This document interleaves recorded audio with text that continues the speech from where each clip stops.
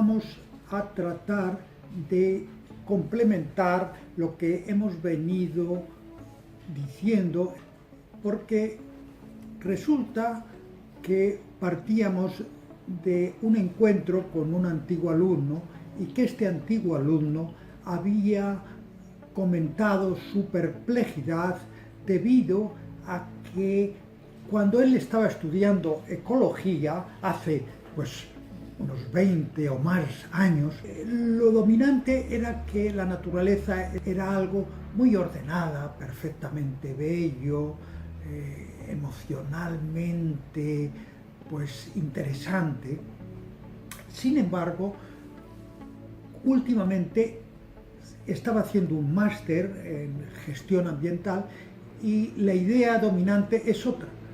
Bien, ¿a qué se debe este cambio que pudiéramos considerar demasiado brusco? ¿Qué considera que está sucediendo? ¿Que la naturaleza es algo ordenado o que es algo desordenado? Porque a mí no me acaba de convencer esa idea de orden. Y yo le respondí, tiene razón. Tiene razón porque la naturaleza, esta ordenada, responde a la visión heredada de la antigüedad, de Aristóteles. Una visión que era aceptable porque había poca población. Pero en este momento, en el siglo XXI, cuando hemos sobrepasado los 7.500 millones de habitantes, pues las condiciones son diferentes y es necesario no solamente tener en cuenta cómo funciona la naturaleza con poca población, que con poca población pues efectivamente responde a ese modelo de orden, porque poblaciones naturales se organizan, se reordenan, y como ya dijimos en el anterior vídeo, porque se ven reguladas por el crecimiento sigmoidal, que hace que el tamaño de la población no supere la capacidad de carga, y eso contribuye a que sea mayor la biodiversidad, y al haber mucha biodiversidad, pues entonces se crean una serie de mecanismos cibernéticos de regulación que permiten responder muy rápidamente a los cambios ambientales, a los cambios de la población. Pero ¿qué sucede cuando se incorpora la población?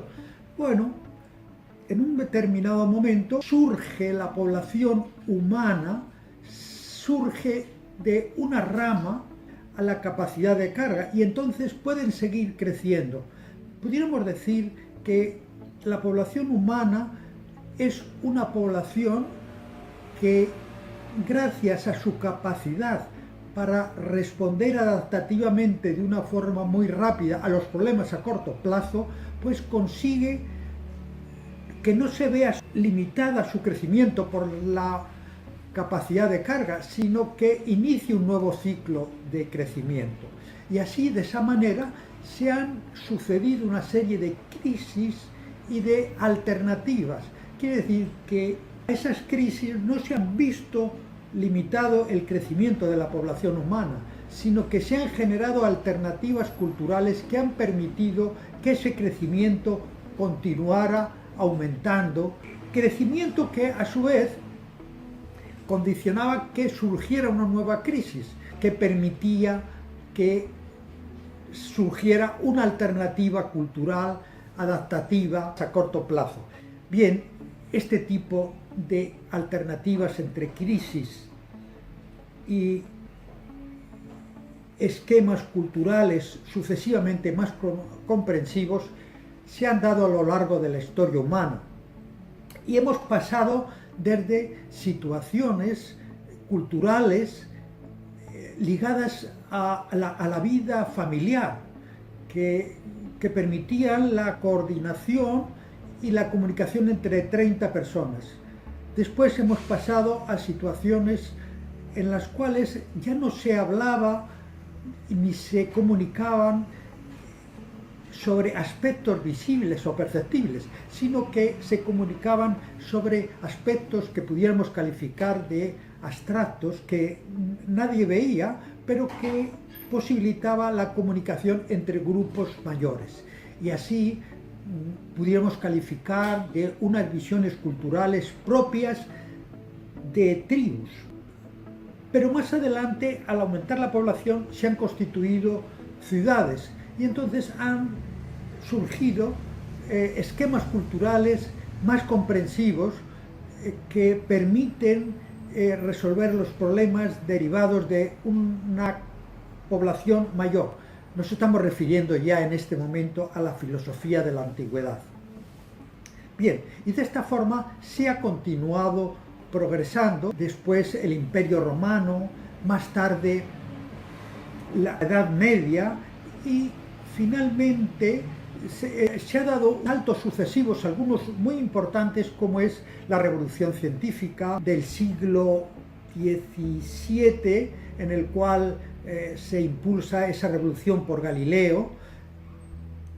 Pues se produce la Revolución Industrial del siglo XIX y van surgiendo problemas según aumenta la población y se van generando alternativas, y en este momento padecemos una crisis de complejidad que necesita una nueva visión para superarla, y esa visión es una visión integradora que permita tener en cuenta no solamente la información de diferentes profesionales, sino también la información ligada a las relaciones entre las informaciones de diferentes profesionales. Podríamos decir que se necesitan personas que desempeñen una función equivalente a la que desempeñan actualmente los internistas.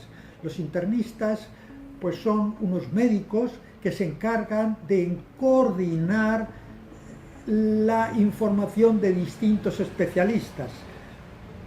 Bien, pues este tipo de personajes se necesitan, pero para todas las profesiones, para todos los niveles. No es que sustituyan a las anteriores profesiones, no es que sustituyan al anterior conocimiento, sino que es una visión complementaria que permite aportar nuevas fuentes de información capaces de resolver las crisis de complejidad motivadas por el aumento de la población.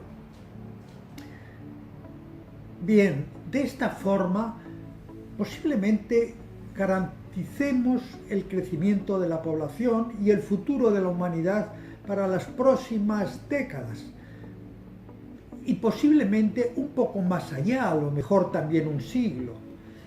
Pero ya nos empezamos a alejar de la situación actual y tenemos que pensar también en las generaciones futuras. ¿Qué ocurrirá en el futuro? Bueno, pues yo creo que es necesario ampliar la visión, y una de las cosas que es necesario ampliar la visión es que el crecimiento exponencial de la población realmente es un crecimiento exponencial ficticio, porque es resultado simplemente de que no hemos mirado las oscilaciones de la población con suficiente detalle. Pero yo pienso que esas situaciones de crisis y alternativas permiten un crecimiento exponencial resultado de la suma de crecimientos parciales sinusoidales que se van sumando uno a otro y permiten que crezca la población de una forma que parece que crece exponencialmente.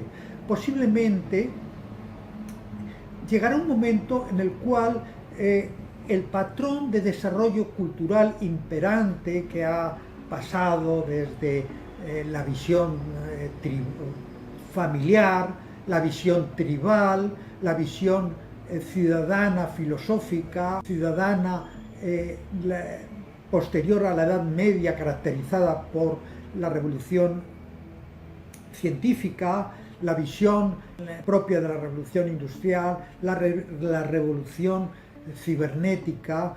Bien, pues todo esto ha permitido ir superando factores convencionales que se han podido gestionar. Pero llegará un momento que haya factores más limitantes, como es, por ejemplo, el espacio. Cuando se empiece a haber muy poco espacio, entonces en este momento los problemas serán grandes, porque además eso implicará la disminución de los ecosistemas naturales que se encargan de regular el tamaño de las poblaciones, de propiciar que la biosfera se regule mediante mecanismos naturales. Entonces, en este momento, la población humana podremos ver cómo empieza a declinar naturalmente y pasará a formar parte de un gran ciclo de crecimiento que podemos calificar de sigmoidal, pero de segundo orden, una especie de ciclo de crecimiento fractal, un crecimiento sigmoidal hecho de pequeños crecimientos sigmoidales. Y en ese momento será la situación algo diferente, porque o bien nos estabilizamos en esas pequeñas oscilaciones en torno a una capacidad de carga total que se produciría entonces, o bien cabe un nuevo ciclo de crecimiento, un nuevo patrón de desarrollo cultural, algo muy diferente respecto a lo que hemos venido experimentando, o bien pues experimentar un colapso que supondría la pérdida de una gran parte de la población. Bien, pero todo esto no son nada más que conjeturas que nos deben permitir pensar para planificar el futuro.